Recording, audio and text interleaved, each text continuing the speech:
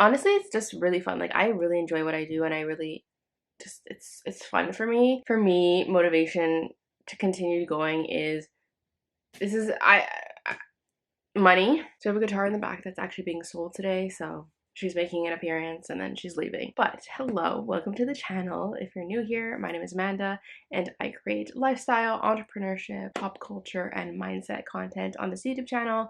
And I hope you guys stick around, join the fam, join the squad. We would love to have you here. If you didn't watch my video from last week, like my little update video, I think you should before watching this one, just because it kind of sets the tone and sets the tone of the channel and what's going to be going on here. So hello. If you're new here, I'm Amanda. I'm 25. I live in Montreal, Canada, and I am a full-time business owner.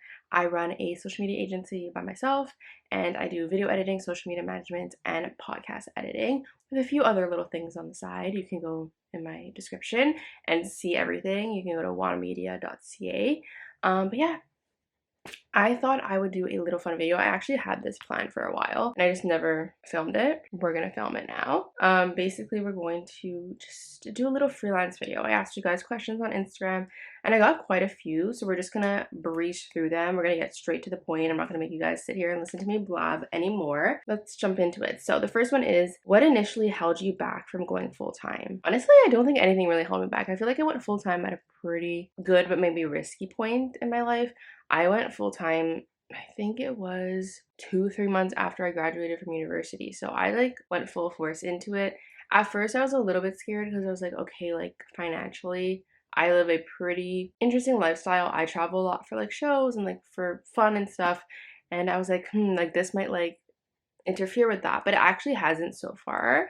Cross my fingers it stays that way. But that's like kind of the only thing that was like kind of holding me back. I was like, I don't want to like do this and then like diminish my lifestyle by like 100%. But so far it's been good, and I think, yeah, I did it at a pretty risky time because also everyone was always like, you got to go into corporate, you got to try 9 to 5, like whatever. And I just like knew I didn't want to do that. I knew I didn't want to do an office job. I knew I didn't want to sit there 9 to 5. Like I just knew that it wasn't for me, and that's okay. Just how other people know that entrepreneurship is not for them, I knew corporate lifestyle is not what I want to be doing. So I'm happy I knew that from the get-go. But yeah, I don't know if that even answered the question, but that's how I feel. What advice would you give to someone who is looking to get started? I think I would say to just do it. I know that's like really basic, cheesy advice, but honestly, just do it, because at the end of the day, you never know where it can bring you. You never know who you can work with. You never know what is going to happen unless you try. At first, I obviously was scared too, because I was like, how am I going to get these clients? Like, how, like, I'm not like this big content creator that like has clients like flying in my door, but I've worked with some people that I just never imagined ever like crossing paths with. One of them I'm going to say is Morgan Yates. Like I work with her occasionally. Like she'll reach out if she needs something, so I'm not like a permanent person that she works with. But even just like editing some of her vlogs, I was like, this is so cool to me, because I've watched her for years upon years, and like I didn't even know like if she knew who I, like she obviously didn't know who I was. Like she had no idea who I was until she came across a TikTok of mine where I was talking about my services that I offer, and she reached out that way, and now we've become friends, at least I think. And I edited some of her videos, and I was like, wow, like this is really cool. And then like I also edit for Natalie Barbu on occasion, and I love Natalie. She's like a gem. And everyone that I've started to edit for, I built like a friendship with as well. And I know people are like, oh, like don't become friends with your clients, but it's like it's a different type of thing, kind of. I don't know, because I feel like we're all like in a similar boat, and everyone I edit for is also like young and like has the same mission and mindset as me. So it's just been a really fun time. So I really would just say just do it, because you never know what can happen. And I went from having 1 client when I first started to having 8+ at the moment. And it's really fun. So just do it and trust yourself and trust your gut, because you never know what will come from it if you don't try. Do you have any regrets regarding your career path to this day? Honestly, no. I think it's not like a regret that I have, but the only thing that I like was like, oh shit, was the prices that I charged at the beginning. I think like this whole like how much to charge is something people don't talk about enough and need to talk about more. You shouldn't be charging $200 for a social media management package. Like you should not. And at the beginning, like I just didn't know what I was supposed to be charging. I didn't know what like people would pay, and I just wanted to make money, honestly, and I just wanted to get clients. So I had a really, really low rate. And that's a learning curve that I've got over at this point. But it's also something that, like, whenever I talk to entrepreneurs, like when we talk about money and pricing, they're always like, at the beginning it was so hard to know what to price because no one talks about it, and you like lowball yourself a lot. So I don't have any regrets with my career path, but I do wish I like knew my worth a little bit more beforehand and charged the appropriate pricing. But again, you live and you learn, and that was a learning curve I got over. How do you keep yourself motivated? I think for me, motivation to continue going is this is I money, because I gotta sustain my lifestyle, I gotta pay my bills, and honestly, it's just really fun. Like I really enjoy what I do, and I really just it's fun for me. And I don't ever want to have to get to a point where I have to work a corporate job. Like that is my motivation, because if this doesn't work out, I have to go back to like, well, I never went into corporate life like 9 to 5, but I'll have to go that route. And like I said, I know that's not for me, and it's not for everyone, and that's okay. But if this doesn't work out, that's what I have to go to, and I really don't think I'll like it. And it's just like not my vibes and doesn't match me as a person or my personality or like the goals that I have in life. So I think that's what keeps me motivated a lot, is just like financial insecurity and the fact that if this doesn't work out, I know the route I'm going to go down is not one that I want to. So that's kind of like the things that keep me motivated. How do you find clients? Okay, this one's a good one. A lot of my clients, like I would say 90% of them have come from word of mouth, which is really amazing. I think that's why you have to build good relationships with your clients as well, because if they like your work, if they like you as a person, they will recommend you to their friends. Like I have to just give a big shout out to Jen Lauren and Natalie Barbu, because they have helped me get so many clients. And it's just so nice to like know the people that you work with like believe in you and like think that you're good enough to recommend them to like their friends and other people. So yeah, word of mouth has been a major factor into getting my clients. And then also I post a lot on Instagram. I share a lot, like I do cross promotion. I share on LinkedIn. I like self promotion and cross promotion is my biggest thing, along with word of mouth. So yeah, that's how I get my clients. How do you stand out from others doing the same thing as you? I think that is a big thing, and I think that's where personality comes into play. I think just every single business owner has drastically different personalities, and that's what makes us stand out, and that's kind of what attracts us to people that are similar to us. And that's why I think a lot of my clients are very similar to me in mindset and content and how they delegate their tasks and everything like that. I think just like if your personality is showing within your business, you're going to attract those people that have similar personalities, similar mindsets, similar goals. What was the question? Oh yeah, how do you stand out? So I think that's just how I personally stand out to the people that I work with, is that we have similar ideas, similar mindsets, similar goals, similar aesthetics.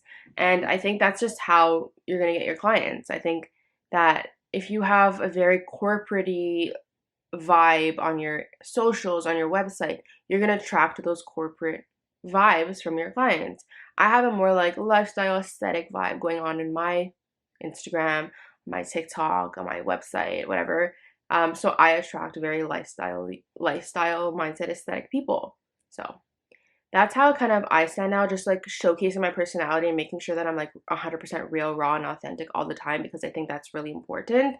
So yeah, that's how I stand out, or I hope to stand out. How do you manage your time? I think that's a good one, because I'm still trying to balance working for myself and making my own schedule, because I feel like for me, I don't have like a time where I start and a time where I finish, and I think that's something that I need to work on personally. And it's a little bit of a struggle, because I feel like I just don't know how to shut off sometimes. And like even when I'm on Instagram and I'm scrolling, or I'm on TikTok and I'm scrolling, my brain automatically is like, oh, like I could do this type of video, I could do this, I could do that. And like it just doesn't shut off ever. And that's something that I've been struggling with a lot, because I just feel like I'm working 24/7. But a lot of my management for my time, at least for like client tasks, I have a Notion that I kind of plan everything out on, and I also do time blocking on Google Calendar. They are like key and essential to my business.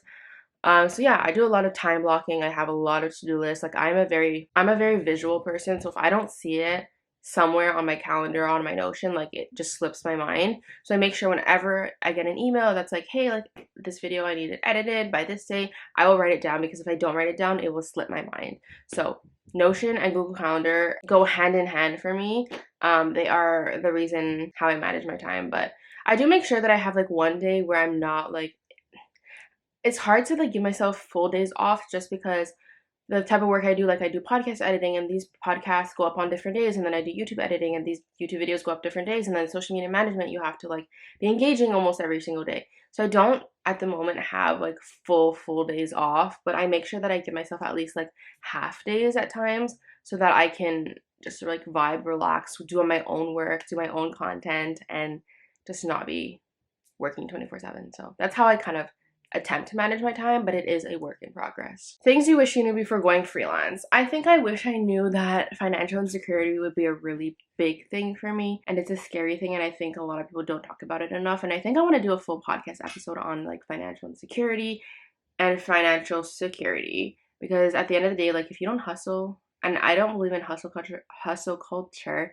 but just like to use that term, if you don't hustle, if you don't grind, if you don't work, you're not going to make money, because at the end of the day, it's not a salary job. It's a freelance income, and it fluctuates, and that's okay. And that's something I had to get used to. I also had to get used to being paid once a month. I didn't realize how much of a struggle it was going to be at the beginning, because I didn't know how to like budget in things. I didn't know how to like just budget it. I didn't know how to separate my income when I got it on like a monthly basis. And what I do now is, so because I'm a sole proprietor, like everything comes to me. Like I don't have a salary, and I don't have to pay employees. So basically everything comes into my bank. And what I do is, each invoice, I'll put away 30% of that for taxes, and then the rest just comes to me, and I'll either use it to pay off my credit cards, use it to put towards my business, buy things, whatever it may be. But I really had to budget, because I just didn't realize that this has to last me a month. So yeah, that's something that I wish I knew, and I think I just wish I knew that sometimes you're gonna fall into places or fall into work with people that you thought were sincere and genuine, and they aren't, and that's okay. I think that's like what comes with like any business at the end of the day, and that comes with any people you work with. But to not take it personally. I think that's something I wish I knew. And the last question is, how do you manage getting paid and invoicing? Okay, so what I do, and I feel like I don't know what other people do to be honest, but what I do and what works best for me is, because I am Canadian, I use PayPal for all my invoicing. And what I do is, every single last day of the month, that's when I send out my invoices. So for example, like my social media management packages, it's a fixed rate. At the end of the month, I just send it out to them. For my podcast editing, if I have 3 of that month, I'll charge them for 3. If I have 4, I'll charge them for 4. Like I kind of rack up everything in the month that I do for them, and then I send out the invoice at the end of the month, and I get paid. So that's how I managed to do it. And honestly, I've never had people that like never paid me, which like, knock on wood, hopefully it never happens. But I feel like I just trusted a lot of my clients, and I just like, they've never not paid me, so that's good. But yeah, PayPal is the easiest way for me, because then they can see the invoice, I can see the invoice on my end, and it just is easier. And because I'm Canadian, once the money comes into my PayPal, when I transfer it to my bank, I'm able to convert it right away, so it doesn't cause any confusion. And what's good about being Canadian and working with Americans is we don't have to charge them tax. I have to charge my Canadian clients tax probably starting next year, so that's gonna be something. But yeah, that's how I kind of manage it. I just make sure that I am on top of my shit. Every time I finish a project, or like, it's kind of complicated because it depends what you do. But like, for example, for YouTube, I have a fixed rate for YouTube videos that I edit. So say I edit for this client 6 times in the month. Each time I finish that one edit, I'll go add it into the invoice, because if I don't, I will forget, and I will not pay myself how much I'm supposed to get paid. So let's say I edit for, I don't know, Jen one day. I'll do her edit, blah, blah, blah. I'll send it over. And once I send it over, I'll go into my PayPal invoicing and find Jen's name, and then add that to the invoice, if that makes sense. So yeah, that's how I kind of invoice. And I just make sure I, again, put in my calendar on the day before the last day of the month. I'll go in and fix all my invoices, make sure everything is good, make sure they're all in the right currency, and then I'll schedule them to go out the next day. So that's how I kind of do it. But yeah, that's all of the questions I had. So thank you so much for asking them. If you want to have a part 2, or if you have any other questions, please comment them down below. I will be happy to answer them. And just remember, at the end of the day, you are capable of anything that you put your mind to. If you want to work for yourself, if you want to be a business owner, do it. No one's stopping you. Just, again, if you don't try, you'll never know. But yeah, thank you guys for watching. If you enjoyed this, please give it a big thumbs up. Subscribe to me below. I still have a goal of hitting 10K. I have 3 months. We got this. We got this somehow. But yeah, thank you guys so much for watching, and I will talk to you guys next time. Bye, guys.